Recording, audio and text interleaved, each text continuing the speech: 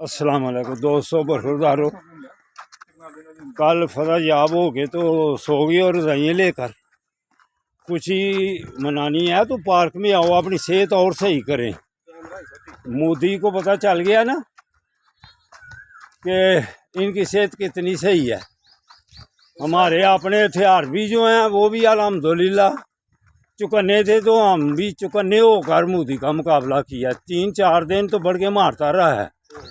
तो जब 5वें दिन हमने शुरू किया काम तो तरफलाट मच गई है। फिर अमेरिका से भी फ़ोन आने शुरू हो गए हैं। तो जब गज़ा पर बमबारी करता है तो अमेरिका बंदर को कभी ख्याल आया था कि करें उधर फ़ोन, इधर तो फटाफट फ़ोन कर दिए अमेरिका ट्रंप।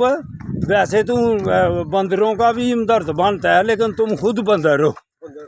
इसराइल छोटा बंदर है, तुम बड़े बंदर हो।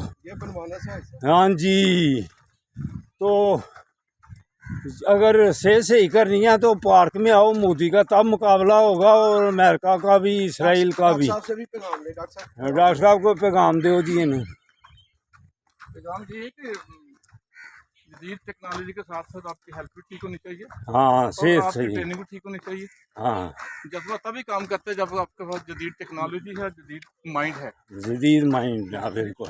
उसको डेवलप करने के लिए एक्सरसाइज बहुत ज़रूरी है और डाइट कंट्रोल जो है, खुराक अपनी जिसे कहते हैं कि मतवाजन खुराक, हाँ, जिन्हें बैलेंस डाइट खाना बहुत ज़रूरी है।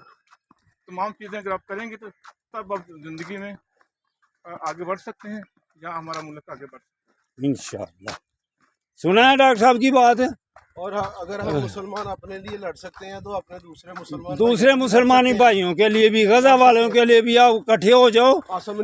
वहाँ आसम मनीर साहब, गजा वालों के लिए भी एक सिर्फ रुख उधर कर दो, चलाना बाद में, सिर्फ उसको पता चले कि मेरी तरफ रुख हो गया है।